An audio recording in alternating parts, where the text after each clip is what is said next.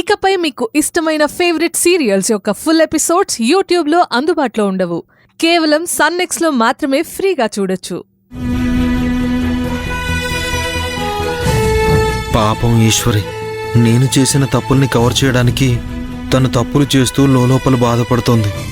నన్ను క్షమించేశ్వరి. అమ్మా ఈశ్వరి, ఆలోచిస్తావేంటమ్మా? మనసారా ఆ సంతాన లక్ష్మిని తలుచుకుంటూ నీ కడుపు పండించమని వేడుకో అమ్మా.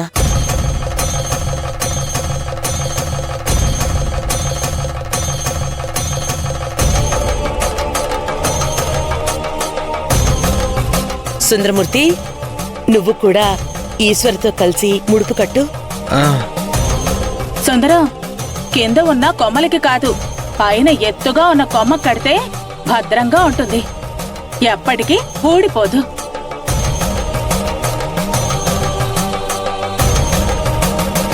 అంత ఎత్తు ఎలా అందుతుందత్తయ్య? నువ్వు నిచ్చెనేమన్నా తీసుకొస్తావా? నిచ్చెనతో పనే ఉందలుడు. ఈశ్వరిని నువ్వెత్తుకుంటే సరిపోతుంది కదా.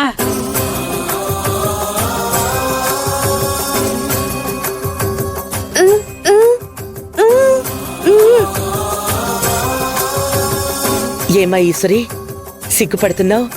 ఏం పర్లేదు, మేము ఎవ్వరం ఏమీ అనుకో. ముడుపు కట్టు నానా. ఈశ్వర్ని ఎత్తుకుని ముడుపు కట్టించు. అలాగేనమ్మా. చిన్నయ్యని దూరం పెట్టాలనుకున్నాను, ఇలా దగ్గరవ్వక తప్పని పరిస్థితి. ఎత్తుకో అల్లుడు. నానా కానివ్వు.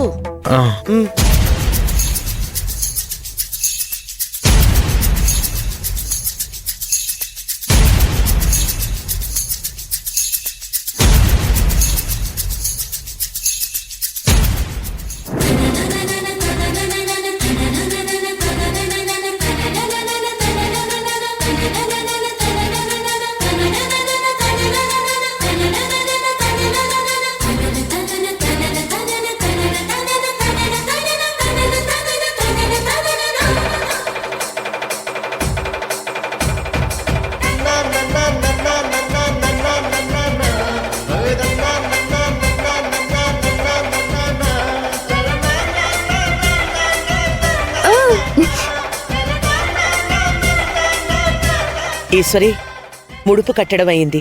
తర్వాత మీరిద్దరూ కలిసి వస్త్రదానం, ధనదానం చెయ్యాలి. పదండి. అవన్నీ ఇప్పుడు అవసరమా అమ్మా?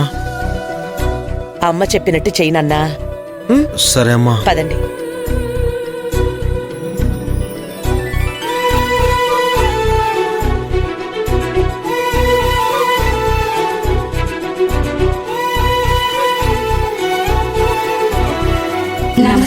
నమస్కారం అమ్మా. నమస్కారం. మా అబ్బాయి కోడలు కలిసి వస్త్రదానం, ధనదానం చేస్తారు. వచ్చి మీ పెద్ద మనసుతో వారిని ఆశీర్వదించాలని కోరుకుంటున్నాను. ఈశ్వరి, నీ చేతులతో దానం చేయమ్మా. తొందరగా దానం చేయండి అల్లుడు. చేయండి చేయండి.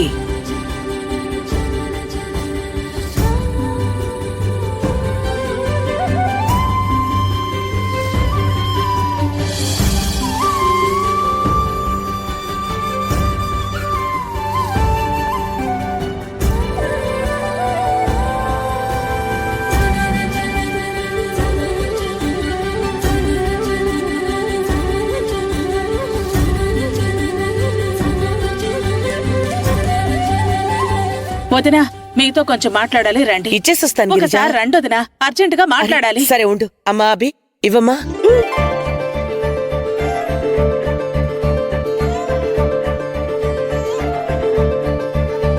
ఇక భరించడం నా వల్ల కాదు. ఇంకా దాస్తే క్షమించరాని తప్పు చేసిందని అవుతాను.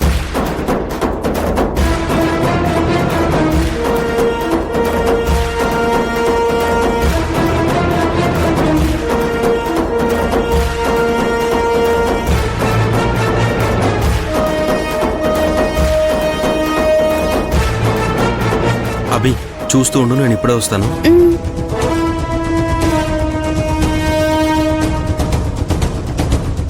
ఏంటి గిరిజా, అక్కడ కార్యక్రమం జరుగుతుంటే ఇలా పక్కకి తీసుకొచ్చావేంటి? ముందు విషయం ఏంటో చెప్పు. అది చెప్తే మీరెలా రియాక్ట్ అవుతారోనని తెలియటం లేదు వదినా.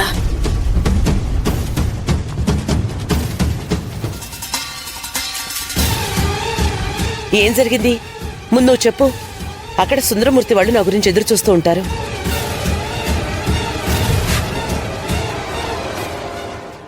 అది వదిన సుందరం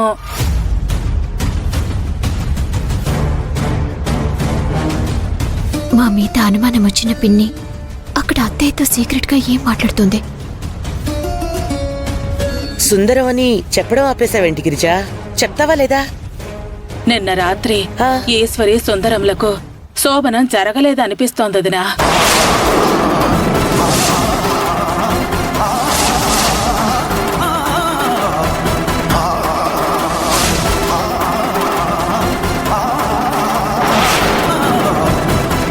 ఏం మాట్లాడుతున్నావు? అది జరిగింది కాబట్టే ఇప్పుడు గుడికొచ్చి పూజ ఇవన్నీ చేశాం. మతుండే మాట్లాడుతున్నావా? అవునదనా, ఒకసారి నేను చెప్పేదాని గురించి ఆలోచించు.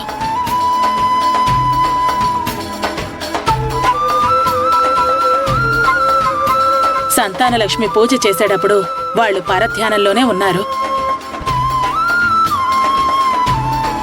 చెట్టుకు ముడుపు కట్టేటప్పుడు కూడా అంతే, అలాగే ఉన్నారు.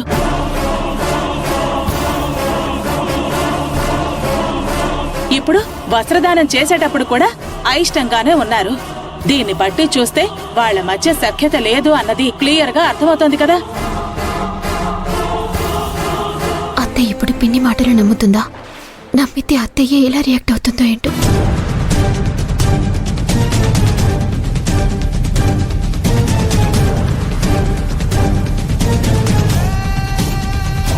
నీ మాట నేను నమ్మను గిరిజ.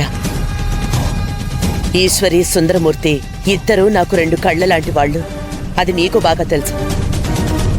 నా కళ్ళు నన్ను మోసం చేస్తాయా గిరిజ?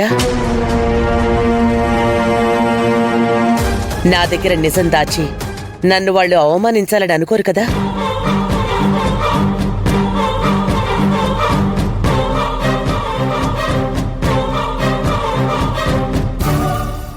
ఏ జన్మలో ఏ పుణ్యం చేసుకున్నాడు? సుందరమూర్తికి భార్యగా ఈశ్వరొచ్చింది. ఈశ్వరి సుందరమూర్తికి గురువు, ఫ్రెండు, గైడు అన్నీ తానై ఒక శక్తిలా మారి సుందరమూర్తిని నలుగురిలో ఒకరిగా నిలబెట్టే ప్రయత్నం చేస్తోంది.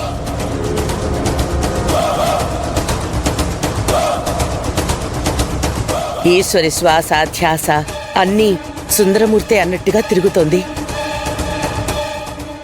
సుందరమూర్తి గుండె కొట్టుకునేది ఈశ్వరి వల్లే.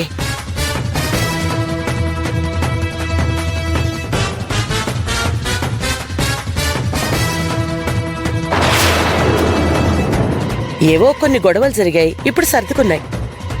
ఇప్పుడు సంతోషంగానే ఉన్నారు కదా. ఒకవేళ వాళ్ళిద్దరి మధ్య శోభనం జరగలేదు అనేది నిజమైతే, ఆ నిజాన్ని నాతో చెప్పకుండా వాళ్ళు దాచేది నిజమని నాకు తెలిస్తే ఆ క్షణమే నా గుండె ఆగిపోతుంది.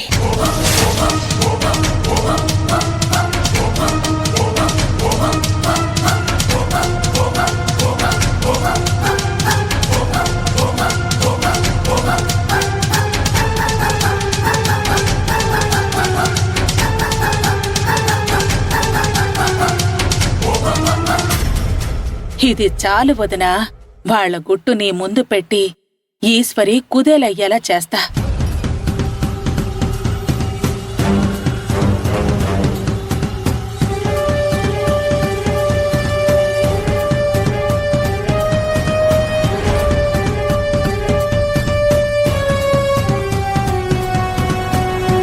చిన్నయ్య గురించి నిజం చెప్పి శోభనం జరగలేదన్న విషయం చెప్తే అత్తయ్య ప్రాణాలతో ఉండదు.